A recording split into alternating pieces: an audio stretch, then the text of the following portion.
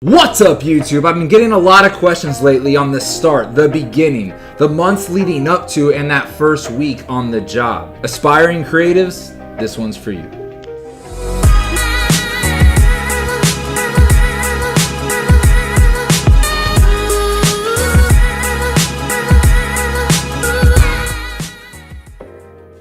I love compiling questions that we get here on the channel, and as I was sifting through them, I realized there was this common theme, and that is the intro to your career.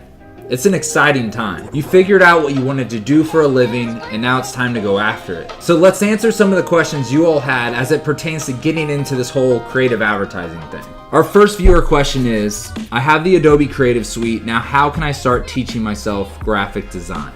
Though college/university is a great place to learn, it is not the end-all be-all when it comes to teaching yourself graphic design.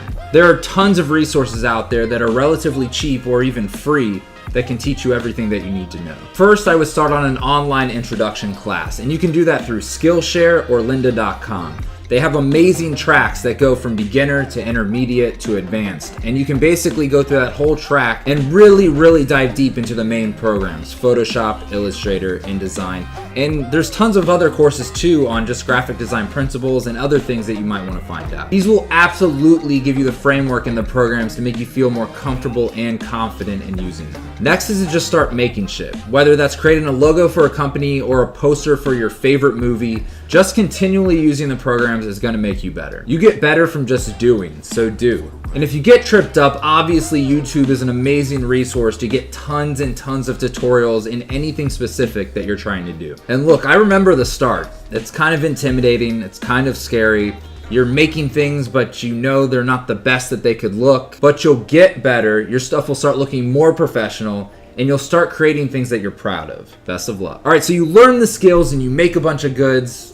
Now what do you do with it? Naharika Sharma asks, on which platform can I make my portfolio digital? So once you've created a bunch of work, you've got to show it off, right? Printed portfolios are just not enough anymore. Digital portfolios make it way easier for a recruiter to review your book, and it's pretty much mandatory now. All the competition is using them.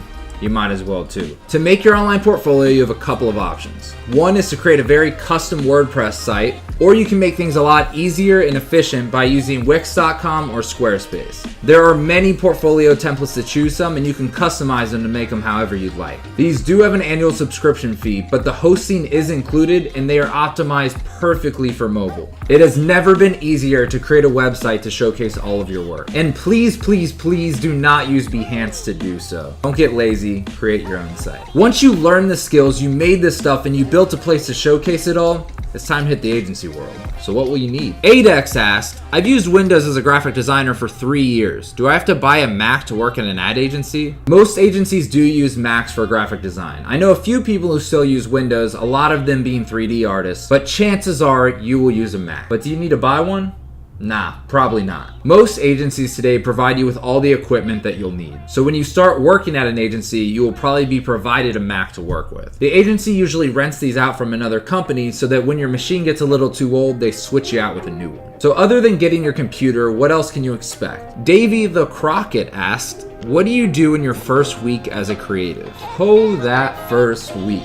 It always seems a little bit scary, but there is no need to fret. Most of the time, week one is just a week of acclimation. Signing paperwork, getting set up, meeting the team, learning the processes, and getting an overview of the brand guides and the work that they've done recently. Now, still be ready to work. Sometimes you're thrown right into the fire just depending on workload, but no one is expecting you to be a brand steward on day one, week one, or even month one on the job. Basically, see week one as a week of observation and preparation. You got this. And that's it. That's another edition of Q&A. Hope it helped you out at least a little bit, depending on where you are in your current process to this new career path. I love the questions, so keep firing them my way, and I'll do my best to answer them. I hope you're having an awesome day, week, month, year. And one final question, is this video over? Answer, yes.